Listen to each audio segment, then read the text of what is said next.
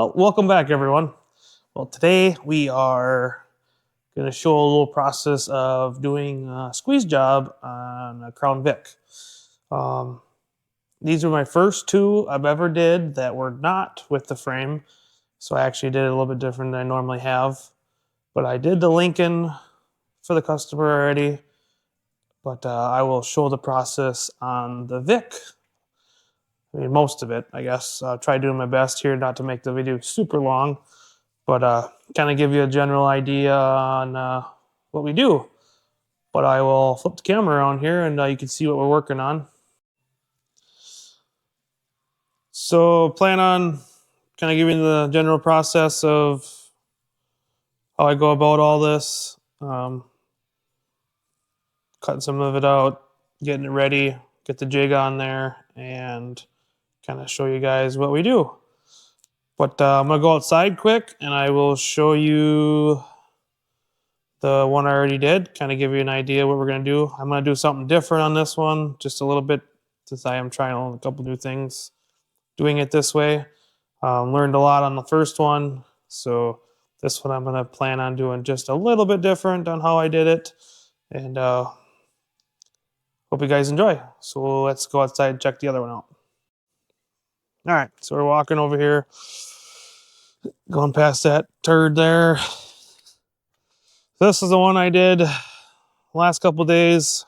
Learned some different things on it. Tried some new things. First time, like I said, doing it without the frame. Actually, usually I did it a little bit different. But this one I did do on a jig I kind of made. It was all new to me again because I normally, like I said, have the frame here to do it. And Lincolns suck in general usually. So I started with the harder one first. So that's how that one turned out. Cut the back a little shorter just to kind of help the humps because it's a non-hump plate car. Some people like it, some people don't, but that was my theory of it. Originally, when I built that car last year, I cut it a little shorter to help it roll a little bit nicer, just so everything didn't get bound up and it dump out in the humps. So that's why I did shorten that one I built for Andy Olson last year for Madison. I cut it a little bit shorter and tried that. So I figured with this Lincoln, being they're really hard in the quarters here, give it a relief a little bit, and hopefully it rolls nice for them guys when they put it on their car. That Ford, I might make it a little bit longer, not so much cut. I'm gonna try that one a little bit differently to see what that turns out like. But yeah, that's just how that one turned out for my first one. Like I said, doing it without the frame. So we'll start the process here and see how things go.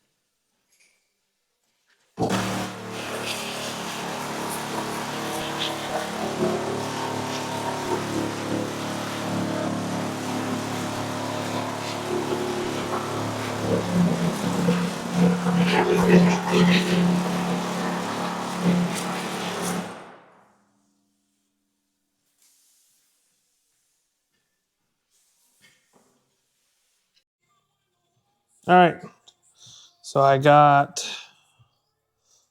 the line started on the quarters there. Got some of the stuff cut out for now. Got the hinges cut out. And then I got my plate in there to kind of keep the floor square to where the frame's going to sit. And then I have those tubes on there.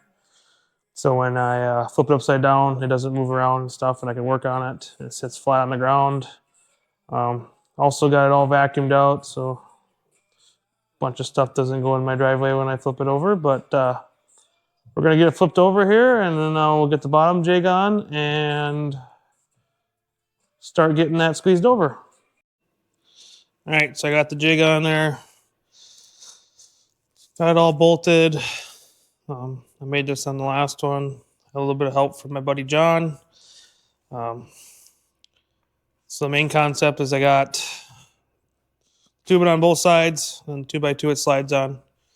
I'll put come-alongs on that for now. I'm hoping to have some sort of powered system to pull on it eventually, but for now the come-alongs will do the job. Then I cut out the back of the quarter there so it can pull over, and then so we'll actually go to where that piece is right there. That's bent over. That's how far I'm going to try pulling it over. That's about where the width of the frame is, and then that plate I put in the trunk, that is where that would stop. So that's where my goal is to pull it all over at. Worked pretty good in the last one. Like I said, I had to do a couple little adjustments on it to make it work for this one, just to make it work better. But anyway, that's nothing crazy, nothing spectacular, just a little bit of angle iron, some tubing, and we'll start getting it pulled over.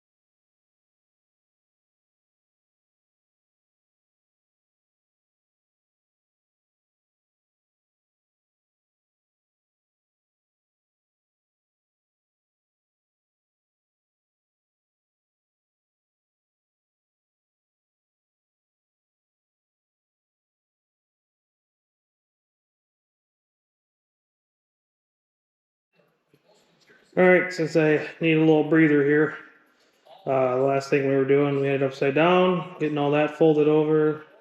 So I got all that done, folded underneath. Trunk floor is completely flat, and flipped it back over. Got the legs off the plate there, so it's sort of staying the normal upright way now. And then I started working on getting everything pulled over. I got it pretty much where I want it for now. I just use come-alongs, as you can see. That's what I always have done when I had the frames. Actually, here is what I always used to do. I just use come-alongs and hammers. I've never used a jig like we just seen. I've never ever done that. I usually just do this and pretty much brute force to get it over, and it's definitely a workout. I'll say that. But anyway, so I'll get them come-alongs off probably now, and then I'll trim the quarters a little bit more how I want.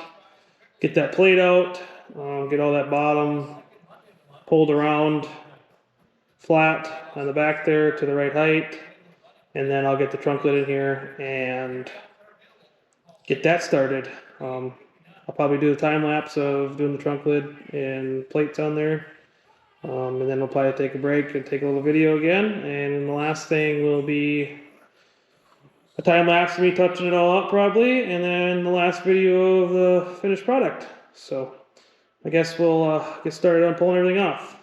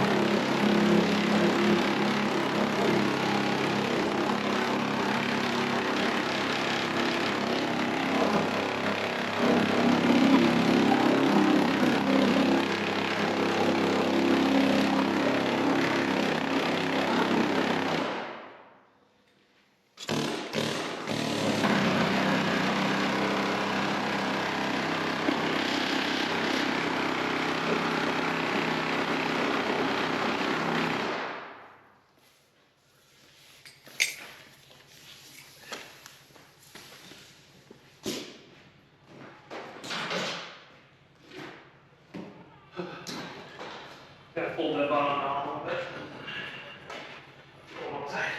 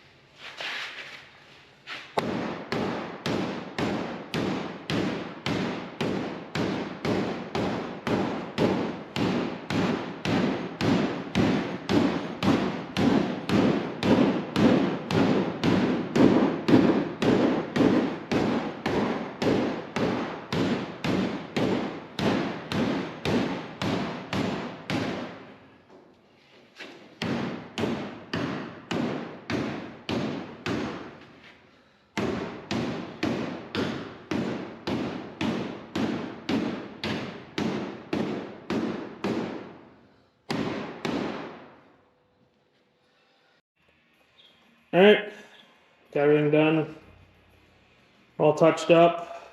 As you can see a little bit ago, did something a little different on this one than the other one.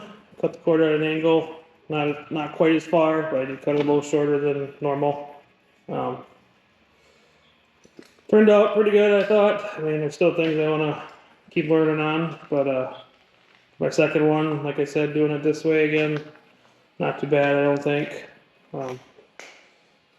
Still trying to figure out different ways to get the quarter a little shorter, so hopefully next time I can get the quarters down just a little bit more and get it more, I'd say get that not quite an angle there, but the more you do it, the more you learn, and I think it turned out pretty good.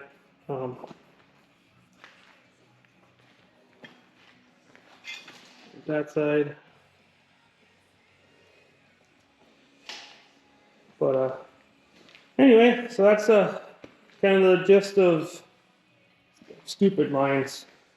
If anyone wants to donate some new lights for my shop, that'd be fantastic, so we don't get these stupid lines in it all the time. But for now, we're just gonna make it work. But hopefully this all helped anyone that wants to do their own trunks. I mean, I'm always here to do them for you guys if you need them, but kind of gives you an idea if you want to try it yourself.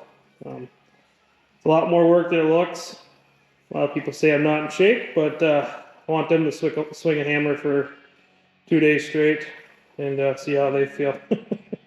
But thanks everyone for tuning in, and think in the next episode, either going to be working on getting the Gold Rush car apart, or we're starting on a Spring X car, or I'm going to try soon here, because the weather's warming up, to get my garage thing started. But I got to get a quote on spray foam to do the roof, and then I can start getting some stuff inside, and hopefully that turns out pretty good before we go to Spring X. It'd be nice to have, but we will see. So thanks everyone for tuning in, and I'll see you next time.